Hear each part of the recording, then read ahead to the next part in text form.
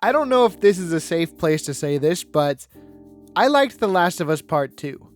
I thought it was a solid follow-up to one of my favorite video games of all time. The combat was an overall improvement, the story was interesting, and the stakes and consequences felt pretty weighty. I didn't even mind the whole nice shot! Because I felt like it made sense in this world and this story that nobody and nothing is permanent. There was, however, one thing that kind of annoyed me the first time I played this game, and it rang true on a recent replay. They do not shut up about revenge. Just like how Abby beat Joel over the head with a golf club, Neil Druckmann beats everyone over the head with the message that revenge is bad and can cause a vicious cycle. I don't necessarily believe that heavy-handed messages in media are a bad thing. Subtlety, or the lack thereof, is often an artistic choice made by the artists involved based on several factors.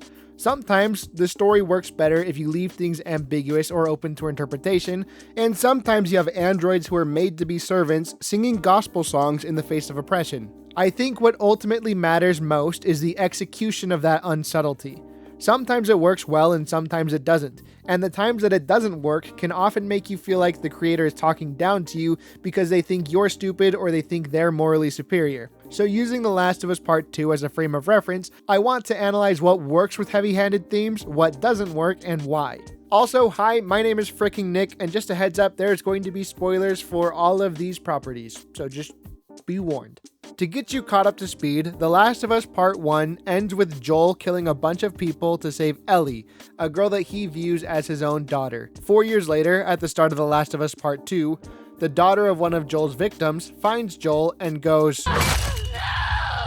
Ellie witnesses this, and she and Abby take turns crashing out and killing each other's friends until they realize how much destruction their cycle of revenge has caused, and they call off their final showdown. That story, in and of itself, is fine enough, I guess. Though I do think that there are a few aspects of this game's way of conveying the revenge bad theme that feel a little heavy-handed or overly persistent. When you're playing as Ellie, for example, every time you kill someone, their teammates mourn them in real time. Like, you'll blow a hole through a guy's head and the girl next to him will be like, "Jimmy, no!" And I get that the intention behind this is supposed to make me think, oh shit, Jimmy had his own life that I cut short on a revenge quest that is wholly unrelated to him. Damn, that really makes me think. But when you put me in an arena full of enemies and don't give me a pacifist option, I'm just gonna become f***ing Rambo. It's hard to get emotional over the consequences of my actions when I'm playing an action video game and my choices are either to kill these people or stop playing the game that I spent $60 on. Additionally, as you go about the story, you find these notes lying around written by other people, and a lot of them say things like, "Oh, grr, this person betrayed me, now I'm going to get my revenge." And the guy who wrote the note is now a zombie in the next room, which is environmental storytelling, baby. But as for the other part of the game, when you're playing as Abby, you're not killing a bunch of randos because of revenge. That's all behind Abby. She messed Joel up and now she's earned her stripes and she can be all philosophical about revenge. Early on, she has a conversation with Mel and Manny where they're like, "Man, we had a ceasefire with these bad guys, but then they hung some of our guys." And then somebody else is like, "Actually, that's because we shot their children." And then they're like, "Well, actually, that's because the children threw rocks at us." Who knows how this all started? And then maybe 10 minutes later, Abby approaches one of her friends and she asks her when she's going to return her copy of The Count of Monte Cristo. You know, the most iconic revenge bad story of all time. A book that if Abby had already read, then she would not have spent 5 years plotting her revenge because she would know that it doesn't really cause the catharsis that you think it's going to cause. But she did it anyway, and she didn't get that catharsis. Wow. This game has some of the most forced, on-the-nose lines of thematic dialogue that I've ever heard from a piece of media that is not directed at 5-year-olds. But I keep trying to dig deeper and find out what makes this not work for me. I started thinking of other media that I felt was really unsubtle, and probably the most recent would be the Lake House DLC for Alan Wake 2. But for me, that story worked super well, and I loved its unsubtlety. To catch up to speed on what's going on in that story, Alan Wake is a writer, and his writings can manifest new realities when they're written near a magical lake known as Cauldron Lake. There's a group called the Federal Bureau of Control that investigates paranormal phenomena, and they do so with a very scientific approach. When they figured out that Cauldron Lake has a special ability to make art become reality, they started trying to create art via the scientific method. Eventually, I want to understand how this dimension manages to convert subjective elements like art into objective reality. There's a painter that they tortured into mass producing art, and that didn't go super well. They realized that the art needed true emotion behind it. There's a funny memo lying around where the scientists are trying to quantify emotion and seeing how they can maximize this emotion and this passion for best results. But they also wanted to try other methods to warp reality through art. They tried to replicate what Alan Wake was able to do. This started off by kidnapping writers and telling them to emulate Alan Wake's style, and when that didn't work, they trained a computer program on Alan Wake's writings and set up an entire room full of automated typewriters just endlessly typing out AI Alan Wake stories. And that also resulted in some terrible things happening. This story is basically Remedy Entertainment putting their disdain for AI art on full display here. In a broader sense, they're criticizing the corporate mindset of trying to profit off of art while taking as many shortcuts when it comes to the process of creating it. Rather than picking up a pen and putting in the work to learn art and test out the properties of Cauldron Lake, the Federal Bureau of Control preferred to kidnap people to do it for them, or to teach a machine how to automate the creation process. It's about as subtle as a sledgehammer here. Another recent game that beats you over the head with its message is Another Crab's Treasure. You play as Krill, a little hermit crab who is living his own peaceful life until his shell, which is the only thing he owns, is repossessed by the local government because Krill never paid his taxes. As someone who had no idea what taxes even were before this point, Krill ventures out into the ocean to get his shell back, and he becomes radicalized when he sees the capitalistic tendencies of other sea creatures actively destroying the environment and worsening the lives of everyone, especially the poor and vulnerable. This game is basically Dark Souls gameplay with the aesthetic and the plot of that one SpongeBob episode where he joins a strike, one thing leads to another, and he becomes a communist. The bad guys in Another Crab's Treasure repeat common talking points of like the Reagan administration and other capitalists. You could have all stayed in your cozy little homes in the reef, watched a shellfish corp dug up this treasure, and waited for that newfound wealth to benefit everyone in town. And one of Krill's biggest obstacles in his journey is a hermit crab that is essentially the equivalent of that one guy who makes 50 grand a year but will give his life for a billionaire, and he's voiced by Michael Reeves. I don't think this could be more on the nose if Krill changed his name to Carl and grew a beard at the end. And yet, I didn't hate it. I wouldn't consider myself a comrade no matter what Antoine might tell you in my YouTube comments, but I thought tying together the themes of environmentalism and capitalism and presenting it through the lens of a fish was a clever way to go about things. But on a personal level, why did The Lake House or Another Crab's Treasure work for me while The Last of Us Part 2 felt a little too overbearing? As I thought about this, there were a few things that came to mind that made me realize that I was basically comparing apples to oranges. The Last of Us Part 2 deals with revenge, a theme that has been present in stories since the dawn of humanity. Meanwhile, The Lake House deals with themes that have only really been in the artistic discussions for the past few years. Between big studio films that are made by a committee in the span of a year to try to maximize audience appeal and the rise of generative AI, it's a new and interesting topic to talk about. So maybe it's just because I was tired of hearing about themes that I'd already heard about 1,000 times, but I don't think that's true because it's not like we're lacking in critiques on unregulated capitalism or corporate excess. So I decided to brainstorm a couple more unsubtle stories that are about the exact same theme, one that I thought was overbearing and one that I thought was pretty cool. The Creator is a film that came out in 2023, and it's about humans trying to coexist with the newest sentient species on Earth, robots. And by coexist, I mean they're trying to wipe them off the face of the planet. The movie starts out by framing the relationship between the two.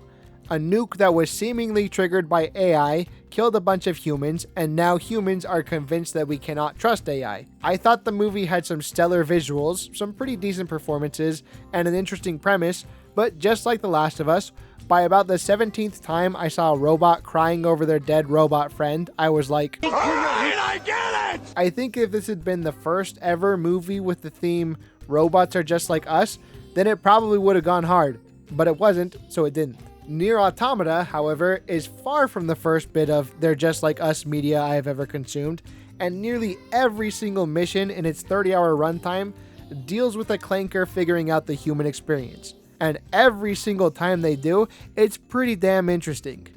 While the creator is only able to show me that robots can cry and protect and love, Nier Automata shows me they can fuck. And other things too. This one pretends he's stupid so people will give him money out of pity. This one has severe social anxiety so he locks himself in his home. And this one becomes a little too self-aware, realizes that life is meaningless and that the only thing that can possibly be done about it is... I can't believe that thing decided to end itself. The difference between the creators and Nier Automata's handling of the theme of humanity isn't that one is more on the nose than the other. They're both very persistent in reminding you that the robots are experiencing what it means to be human. It's that Nier Automata is bringing something new to the conversation. Some of the robots think they need to know what it's like to die or to kill in order to feel human. Some believe they need to have sex.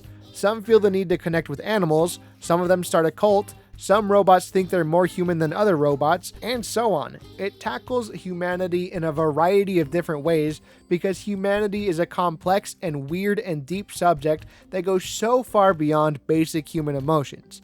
Meanwhile, the creator is just like, hey, did you see that one cry? That's pretty sad, huh? What I'm getting at here is the creator is fighting an uphill battle by giving a very shallow take on a topic that has been explored already by shows, books, movies, and games like Ghost in the Shell, iRobot, Murderbot, Raised by Wolves, Westworld, Blade Runner, Planet of the Apes, Pinocchio, Ex Machina, Short Circuit, Terminator, The Iron Giant, Star Wars, Star Trek, Mass Effect, Detroit Become Human, Helldivers, Transformers, and 2001: A Space Odyssey, just to name a few. If you're going to talk about something that has been talked about hundreds of times before, you better bring something new to the conversation, otherwise it's going to feel a little bit lacking, which is how I felt after watching The Creator. I think it's a visual marvel, and I'm very impressed with what they were able to do with a budget that is a fraction the cost of a Marvel movie, but aside from that, it was just okay. A video that goes really deep into this topic of heavy-handed media and when it does and doesn't work is called Man Bad Horror, A Feminist Autopsy by Infinite Snow Productions. In this video, she does a deep dive of several so-called feminist horror movies, dissects where their messages failed to resonate by either being too shallow or too heavy-handed, and gives examples of ones that actually did execute the message well.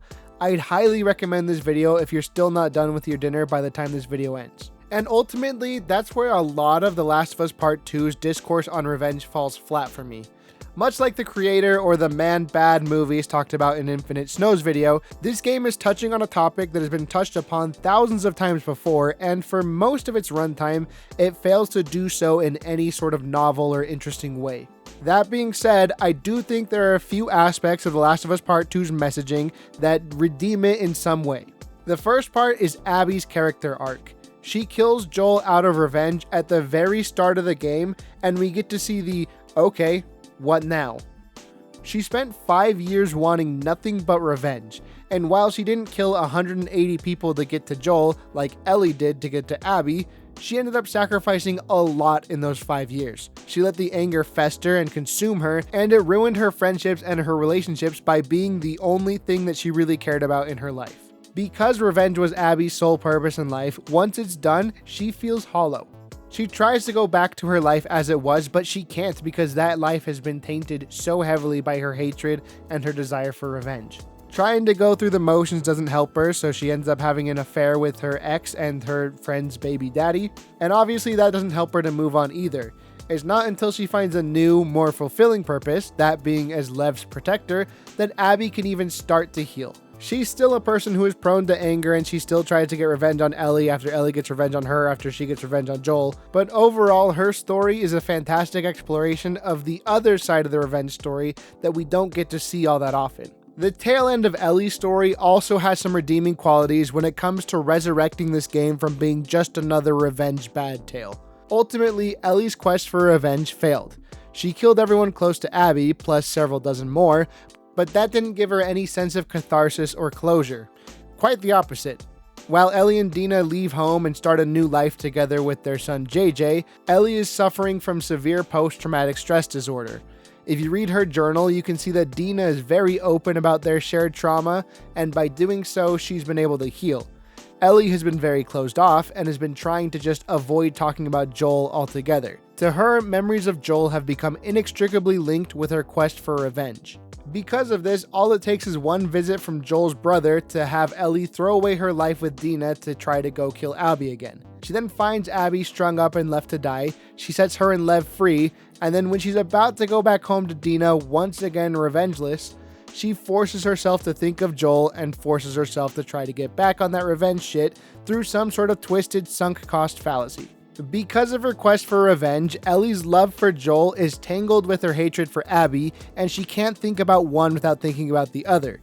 It's not until she's about to kill Abby that Ellie starts to remember Joel as he was in life, which gives her the strength to scrape up whatever ounce of humanity she has left in her.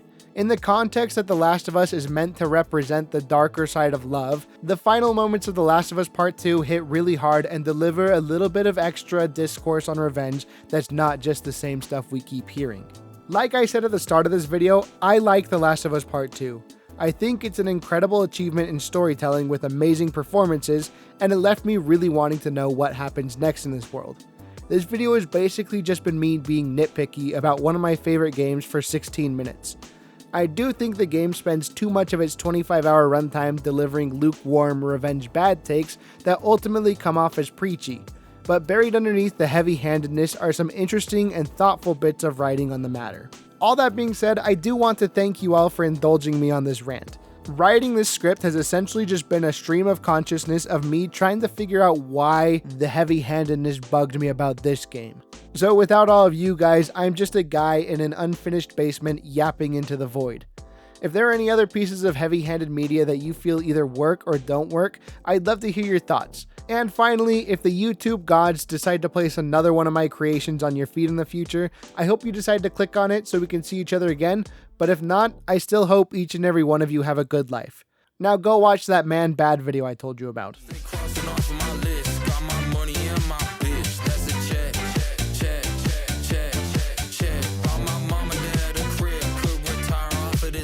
That's a check.